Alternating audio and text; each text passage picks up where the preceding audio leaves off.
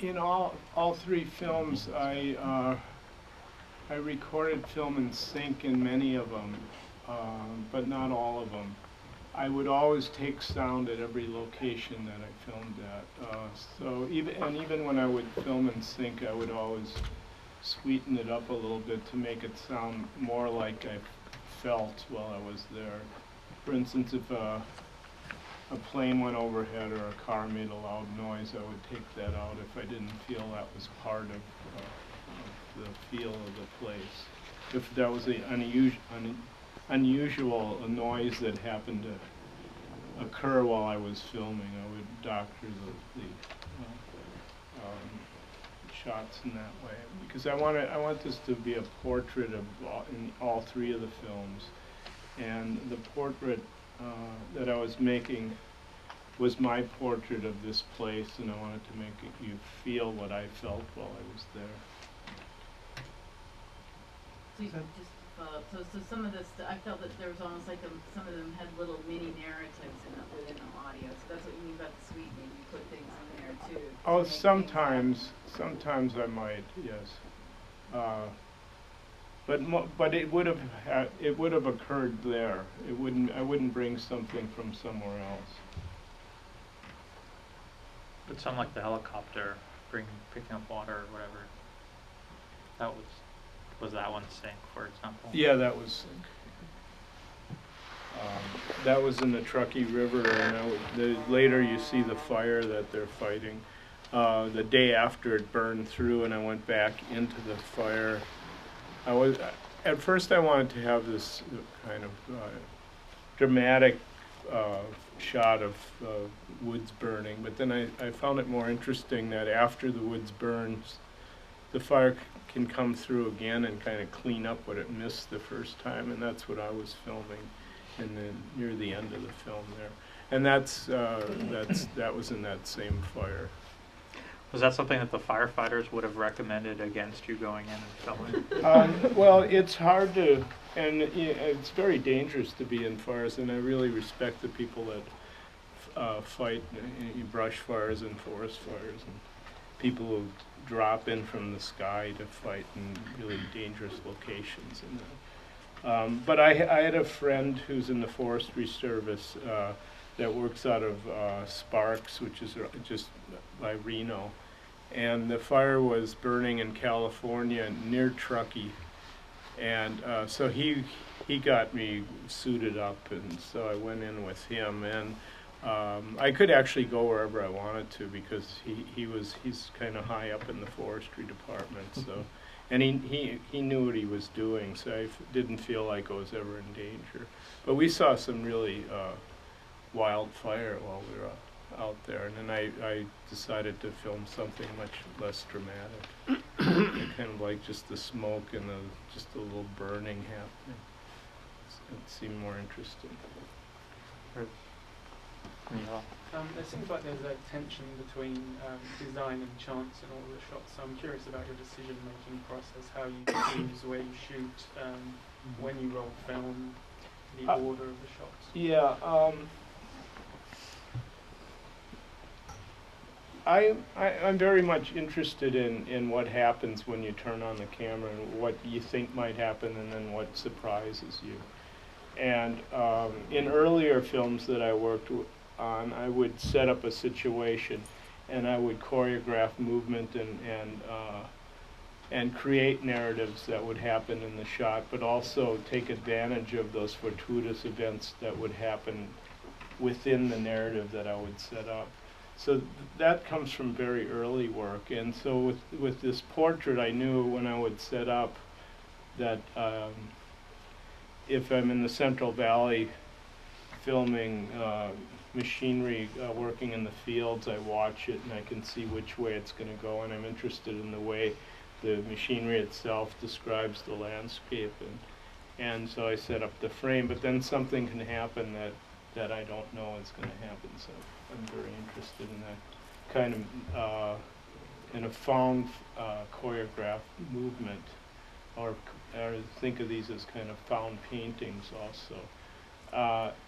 And if you film enough, you make your own. I mean, eventually you'll get things that are quite astounding that you didn't plan on. It takes hard work, though. It isn't just luck. You know, you have to go to many places and they set up, and eventually some interesting things happen that I didn't have planned. But I'm not sure I'm answering your question. Is that what you actually? Right, kind of lines. Do you have a huge shooting ratio? Is it? No. In the trilogy, there's 35 shots in each section of the trilogy. For the first two, I shot at 38 different locations only. A few of them I went back to, so I might have shot 41 rolls of film to get 35 shots. So a very small shooting ratio. In Segobi, I shot more. I think I shot about 70 shots, just because I liked being out in the middle of nowhere and finding things. So I threw a lot of really nice shots away for this last film. But that's a nice luxury too, to be able to do that. One from the last film, from Los, there was the container ship with the seal in the foreground, or the otter, and I assume that was a chance. I mean, how did that come to pass? That's in San Pedro, and the ship's coming in out of the port of Los Angeles there. So I know that ships are going to go by. And I set up at a place where there's a slip that comes off the main canal where fishermen park their boats, and they were cleaning fish and throwing the guts out into the water, and that was causing the seals to come by. So I knew that the seals were there. I didn't know what they would do or what, and they made this wonderful echo off of the ship as the ship goes by. It's quite remarkable. So that's one of those things that I kind of hoped that would happen, but I don't know if it's going to happen. And I didn't expect it to make this really loud noise that would echo off the ship itself as it goes by. So that's one of those fortuitous events that I'm very happy to capture. But obviously you would strategize your location and everything else. Exactly. Make it happen. In back, Joey. I was wondering if you could help me understand something that I was responding to, which was the real-time experience of the film and your credits in the end of it. I mean, I just love how, in the end, the naming of the scene becomes like another sort of experience. Like it rebuilds the narrative, but in a different way because you name it, and then the real-time aspect. I wonder if you could sort of talk the trilogy started as one film, El Valley Centro, and when I made that, I wanted to map this Central Valley, which takes up most of California and is filled with corporate farming and other things, oil fields and prisons and things like that. And I wanted to map what happened in that valley on the film with 35 shots. And I also wanted to tell what the ownership was. So in the very first film, I decided I would tell what you saw, what the activity was, who owned the land, and then what the town would be next where that occurred. My idea being that it would politicize your viewing of the film because the valley is mainly owned by corporations. And you'd be surprised that the farms are owned by insurance companies, gasoline companies, etc.